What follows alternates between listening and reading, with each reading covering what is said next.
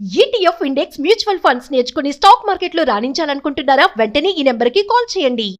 నమస్తే, welcome to Suman TV. నేను మీ విష్ణు. ప్రస్తుతంతో పాటు certified financial planner Ram Prasad గారు ఉన్నారు. వారితో మాట్లాడదాం. సార్ నమస్తే. సార్ నమస్తే అండి విష్ణు గారు.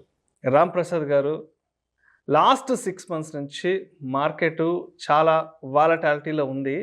సో ఈ టైంలో మ్యూచువల్ ఫండ్ ఇన్వెస్టర్స్ అనేవాళ్ళు ఏం చేయాలి? నేను ఈ మధ్య తరచుగా ఒక విషయం వింటున్నాను. బేరిష్ మార్కెట్ బాగా ఉన్నప్పుడు, అంటే మార్కెట్ బాగా పడుతున్న టైంలో మ్యూచువల్ ఫండ్స్లో కానీ ఇన్వెస్ట్ చేస్తే నెంబర్ ఆఫ్ యూనిట్స్ అనేవి ఎక్కువ అలాట్ అవుతాయంట. మరి నెంబర్ ఆఫ్ యూనిట్స్ పెంచుకోవడానికి ఇన్వెస్ట్మెంట్ కూడా పెంచుకోవాలంటారా మ్యూచువల్ ఫండ్స్ విషయంలో? సో మ్యూచువల్ ఫండ్స్లో ఎస్, డెఫినెట్గా మార్కెట్ పడితే any equity product will well. అది ఈక్విటీ ప్రోడక్ట్ స్టాక్ అయినా, ETF అయినా, ఇండెక్స్ ఫండ్ అయినా, మ్యూచువల్ ఫండ్ అయినా, అండర్లయింగ్ అసెట్ ఈక్విటీ కనుక డెఫినెట్గా పడిపోతుంది. ఎస్, ఫస్ట్ మీరు అడిగినట్లుగా ఇలా పడినప్పుడు ఇన్వెస్టర్ ఏం చేయాలి అంటే, ఇలా పడినప్పుడు ఇన్వెస్టర్ ఆయన ఇప్పటివరకు ఏం చేస్తాడో అదే చేయాలి. కొత్తగా ఏం చేసే ప్రయత్నాలు చేయకూడదు, ఎటువంటి కొత్త ప్రయత్నం చేయకూడదు.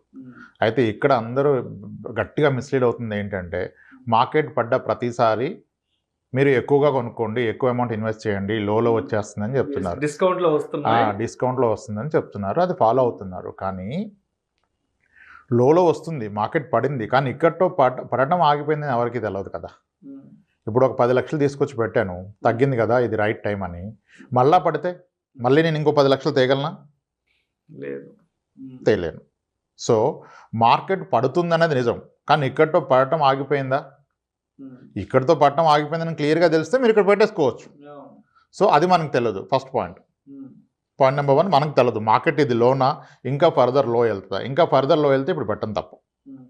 అయితే మీరు అన్నట్టుగా మార్కెట్ పడుతున్నప్పుడు మనకు వస్తున్న నెంబర్ ఆఫ్ యూనిట్స్ పెరుగుతాయి. బంగారాన్ని ఎలాగైతే ధర తక్కువ ఉన్నప్పుడు కొనుక్కుంటే ఎక్కువ బంగారం వస్తుందో సేమ్ అమౌంట్కి, మ్యూచువల్ ఫండ్లో కూడా మీరు ధర తక్కువగా ఉన్నప్పుడు మార్కెట్ పడ్డప్పుడు కొంటే సేమ్ అమౌంట్కి నెంబర్ ఆఫ్ యూనిట్స్ ఎక్కువ వస్తాయి. మీరు మ్యూచువల్ ఫండ్ పెట్టుబడి పెట్టినట్లయితే మీకు పర్మనెంట్ అనేది నెంబర్ ఆఫ్ యూనిట్స్ అనేవి కాదు, నెట్ అసెట్ వాల్యూ కాదు. మీకు వచ్చిన యూనిట్స్ అనేవి పర్మనెంట్, అవి ఫిక్స్డ్గా ఉంటాయి. 10 తులాలు బంగారం కొంటే బంగారం 10 తులాలే ఉంటుంది, బంగారం రేటు పైకి కిందకి అవుతుంది. సిమిలర్లీ మ్యూచువల్ ఫండ్లో మీరు కొన్న యూనిట్స్ సేమ్ ఉంటాయి, వాటి యొక్క unit rate up and down అవుతుంది. అందుకనే SIPని అంతగా ఎందుకు ప్రమోట్ చేస్తారు?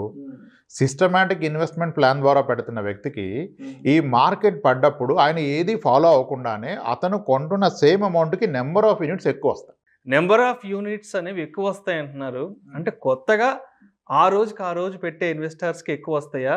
ఆల్రెడీ ఎప్పటి నుంచో పెడుతున్న ఇన్వెస్టర్స్కి, ఎగ్జిస్టింగ్ ఇన్వెస్టర్స్కి యూనిట్స్ ఎక్కువ వస్తాయి అంటారా? ఇప్పుడు యూనిట్స్ అనేవి మీరు కొన్న రోజే ఫిక్స్ అండి, అవి ఇంకా మారవు. ఓకే, మీరు 10 తులాల బంగారం కొంటే బంగారం రేటు పెరిగినా తగ్గినా ఏమైనా మీది 10 తులాల బంగారం ఎలా ఉంటుందో, మ్యూచువల్ ఫండ్లో మీరు ఒకసారి అంటూ కొంటే అది SIP ద్వారా కానీ లంసమ్ ద్వారా కానీ మీకు వచ్చింది 100 యూనిట్స్. 100 ఏళ్ళైనా మీకు 100 యూనిట్సే ఉంటాయి, 10 ఏళ్ళైనా 100 యూనిట్సే ఉంటాయి. కానీ ఆ యూనిట్ యొక్క ధర పెరుగుతుంది కదా, NAV, నెట్ అసెట్ వాల్యూ పెరుగుతుంది. దానివలన మీరు కొన్నాక ఇంకా అది పర్మనెంట్. వాట్ ఎవర్ రేటు పెరగటం తగ్గటం అనేది, దానివలన మీకు వచ్చే లాస్ అనేది అది పేపర్ లాసే. యాక్చువల్ లాస్ ఎక్కడిది? ఓకే, ఇప్పుడు గోల్డ్ కోవిడ్ టైంలో 56,000కి వెళ్ళిపోయింది, లేదా గ్రామ్ 5,600కి వెళ్ళిపోయింది. పొలమని కొనేసాం, తర్వాత అది మళ్ళీ 4,400 కూడా వచ్చింది.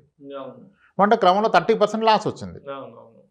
మరి అప్పుడు గోల్డ్ కొన్న ఎవరైనా లాస్ వచ్చిందన్నారా?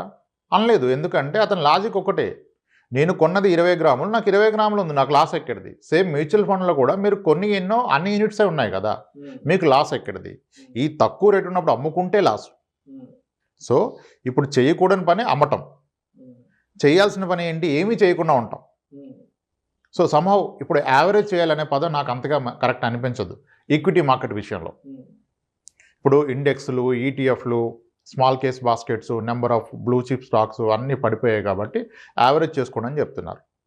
అసలు యావరేజ్ చేయాలంటే ఏం కావాలి? ఫస్ట్ మనకి పైసలు కావాలి. మార్కెట్ పడిందని నాకు పైసలు ఎక్కడి నుంచి వస్తాయి? నా employer every month 1 lakh salary ఇచ్చేవాడు, ఈరోజు మార్కెట్ పడింది కదా 2 lakhs తీసుకొని ఇస్తాడా?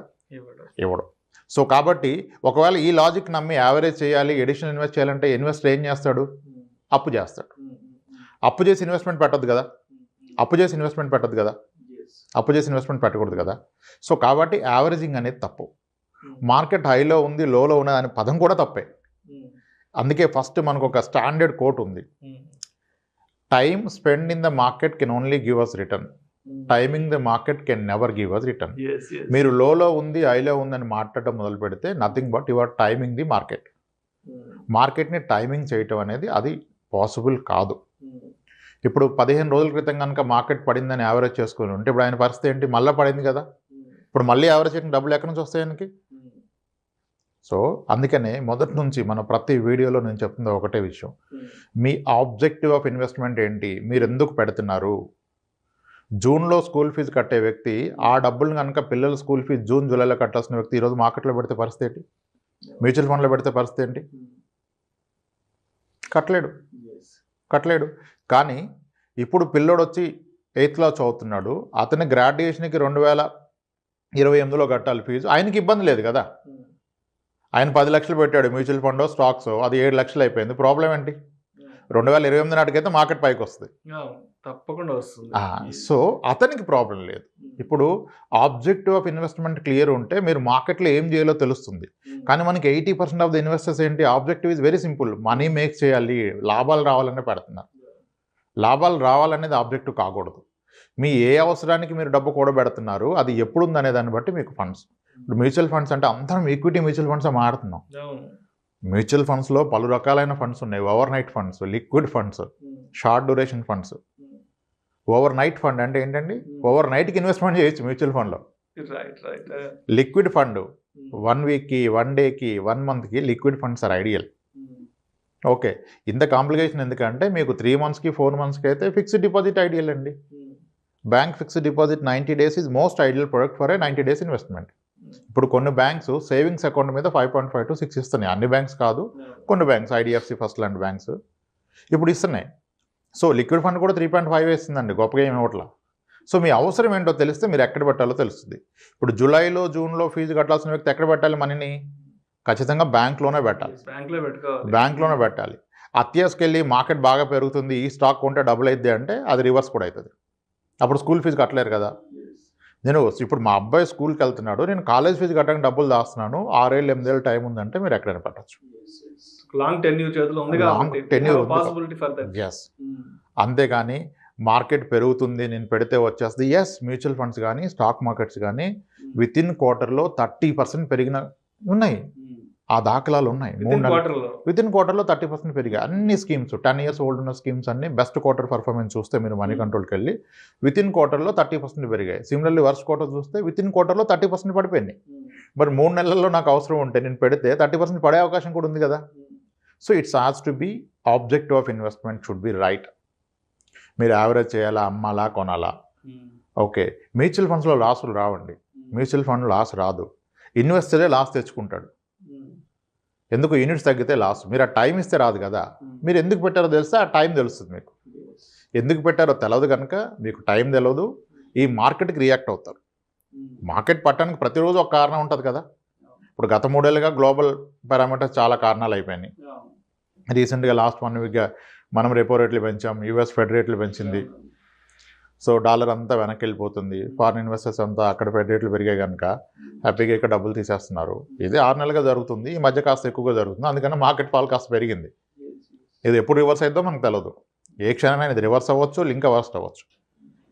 కానీ ఒక 6 ఏళ్ళు 8 ఏళ్ళు ఉంటానంటే ఇబ్బందే లేదు. 6 నెలలకు పైసలు కావాలంటే ఈ రోజే మొత్తం తీసేసుకొని వెళ్ళిపోవాలి. ఎందుకంటే 6 నెలల పరిస్థితి ఏమిటో తెలియదు మనకి.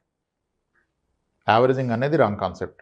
మీకు ఎందుకు పెడుతున్నారు, మీకు ఎంత కావాలి, ఎప్పుడు కావాలి, దాన్ని బట్టి దానికి ఏ ఫండ్ అనేది. ఓకే, ఈక్విటీ అంటే ఎస్ రిస్క్. మ్యూచువల్ ఫండ్స్ అంటే mutual funds are not only equity mutual funds, there are debt mutual funds. డెట్లో పలు రకాలు, ఓవర్ నైట్ ఉంది, లిక్విడ్ ఉంది, షార్ట్ డ్యూరేషన్ ఉంది, క్రెడిట్ రిస్క్ ఫండ్ ఉంది, కొన్ని థిమాటిక్ ఫండ్స్ ఉన్నాయి, డివిడెంట్ ఈల్డ్ ఫండ్స్ ఉన్నాయి. అందరం ఎంతో తల బాదుకొని ఏ స్టాక్స్ మంచి డివిడెంట్ ఇస్తాయని చేస్తున్నాం కదా, అవన్నీ కలిపి ఫామ్ చేసిందే డివిడెంట్ ఈల్డ్ ఫండ్. హ్యాపీగా బెస్ట్ డివిడెంట్ ఈల్డ్లో పెట్టేస్తారు, మీకు డివిడెంట్స్ వచ్చేస్తాయి టైమ్లీ. షరియా ఫండ్స్ అన్నాం, రిలీజియస్ ఇన్వెస్టర్స్కి షరియా ఫండ్స్ అన్నాం, thematic funds, international funds, country specific funds, Taiwan fund, China fund, ఇన్ని ఉన్నాయి. మీ ఆబ్జెక్టివ్ తెలిస్తే ఏది పట్టాలో తెలిస్తే అప్పుడు ఈ మిమ్మల్ని వరీలోకి తీసుకెళ్ళదు. అలా ప్లాన్ చేసుకోవాలి. మొత్తంగా మరి ఇప్పుడున్న ఈ మార్కెట్ కండిషన్స్లో కొత్తగా ఇన్వెస్ట్మెంట్ పెడదాం అనుకునే వాళ్ళకి, అదేవిధంగా ఆల్రెడీ ఎగ్జిస్టింగ్ ఇన్వెస్టర్స్కి మరి మీరు ఎటువంటి సూచనలు, సలహాలు తెలియజేస్తారు? ఎగ్జిస్టింగ్ ఇన్వెస్టర్స్ ఎందుకు పెట్టారో మీరు దానికోసమే పెట్టండి. మార్కెట్ పడిందని, పెరిగిందని మీరు ఎటువంటి రియాక్షన్ వద్దు. కొత్తగా వచ్చే వాళ్ళు ఎందుకు వస్తున్నారో తెలుసుకోండి ఫస్ట్. మీరు అందరికీ వచ్చాయని మనకు వస్తాయి అనుకోవద్దు. మ్యూచువల్ ఫండ్స్లో 3 ఏళ్ళు పెట్టాక నెగిటివ్ రిటర్న్ ఉన్న టైం చాలా ఉన్నాయి. లంసం పెడితే 5 ఏళ్ల తర్వాత కూడా నెగిటివ్ ఉంది. ఎస్ఐపి పెడితే కూడా 3 ఏళ్ల తర్వాత నెగిటివ్ రిటర్న్ ఉంది. సో మీకు 3 ఏళ్ళలో డబ్బులు కావాలని ఈక్విటీ మ్యూచువల్ ఫండ్లో పెడితే మాత్రం అది తప్పే. వస్తున్న వ్యక్తి తెలుసుకోవాలి, నేను ఎందుకు పెడతాను, ఎప్పుడు కావాలి, ఆ పీరియడ్కి మ్యూచువల్ ఫండ్ కరెక్టా కాదా, నా 7 years పీరియడ్కి మ్యూచువల్ ఫండ్ కరెక్టా కాదా. సిమిలర్లీ ఎగ్జిస్టింగ్ ఆయన క్లారిటీ ఉంది కదా, ఆయన కూతురు పెళ్లి గురించి పెట్టిన అతను ఇప్పుడు ఎందుకంటే ఆయనకు వరి, కూతురు 3వ తరగతి చదువుతుంది, పెళ్ళికి ఇంకా 20 ఏళ్ళ టైం ఉంది, ఆయనకు వరి లేదు. So mutual funds are subject to market risk. Yes, మనం ఫస్ట్ దీన్ని అర్థం చేసుకోవాలి. ఈ సైకలాజికల్గా వచ్చే రిస్క్ ఎక్కువ మార్కెట్ రిస్క్ కన్నా. మార్కెట్ రిస్క్ మీ డబ్బులు తినేదు, మీరు సైకలాజికల్గా మీరు ఎప్పుడైతే రిస్క్ అని ఫీల్ అవుతారో మీ డబ్బులు పోతాయి. ఇప్పుడున్న లాస్ అంతా పేపర్ మీదే కదండి లాస్. మీకు తగ్గిందంటే ఎక్కడ తగ్గింది? మీరు అమ్ముకుంటే తగ్గింది, అమ్మకపోతే తగ్గింది ఏం లేదు, మీకు వచ్చిన యూనిట్స్ అలాగే ఉన్నాయి. అందుకనే మ్యూచువల్ ఫండ్స్ని ఎప్పుడు యూనిట్స్లో మెజర్ చేయండి, ఎన్ఏవిలో మెజర్ చేయదు. నాకు ఎన్ని యూనిట్స్ ఉన్నాయి, ఎన్ని యూనిట్స్ అక్కడ ఉన్నాయి, టార్గెట్ షుడ్ బి యూనిట్స్. ఇప్పుడు వెరీ ఓల్డెస్ట్ ఫండ్స్, ఇప్పుడు గత 6 ఏళ్ల క్రితం, ఇంచుమించుగా 6 నెలల క్రితం మనం మాట్లాడాం. నిప్పాన్ ఇండియా గ్రోత్ ఫండ్ వచ్చేసి 1995లో స్టార్ట్ అయింది, 2300కి వెళ్ళిపోయింది అనేవని. ఇప్పుడు 800కి వచ్చేసింది. ₹1,00,000 పెడితే 2 కోట్ల 20 లక్షలు, 2 కోట్ల 30 లక్షలు అన్నాం, ఇప్పుడు 1,80,00,000కి వచ్చింది. కానీ నిజంగా అప్పటి నుంచి పెట్టినందుకు అదేం లాస్ కాదుగా. ₹1,00,000 పెట్టి 2 కోట్లు అయిన వ్యక్తి 1,80,00,000 అయినా లాస్ లేదు. కానీ మొన్న ఆ మాటలు విని పెట్టి ఎవరైతే మొన్న ₹1,00,000 పెట్టి అది కిందకి వెళ్ళిపోయింది 80,000కి, అతనికి loss. So objective should be clear అండి. Right, thank you sir, thank you so much Ram Prasad garu. ఇప్పుడున్న ఈ వాలటాలిటీ మార్కెట్లో మ్యూచువల్ ఫండ్ ఇన్వెస్టర్స్ అనేవాళ్ళు ఎటువంటి జాగ్రత్తలు తీసుకోవాలి, ఎటువంటి విషయాల పట్ల అవగాహన పెంచుకోవాలి అనే అంశం గురించి ప్రేక్షకులకు మీ విశ్లేషణ ద్వారా చాలా చక్కగా వివరించారు. Thank you so much sir. Right అండి విష్ణు గారు, థ్యాంక్స్. ఇలాంటి మరిన్ని interesting videos and valuable information కోసం వెంటనే మా ఛానల్ను సబ్స్క్రైబ్ చేయండి, లైక్ చేయండి, షేర్ చేయండి. అదేవిధంగా మీ అభిప్రాయాలను వీడియోస్ కింద కామెంట్స్ రూపంలో మాకు తెలియజేయండి. This is Vishnu signing off.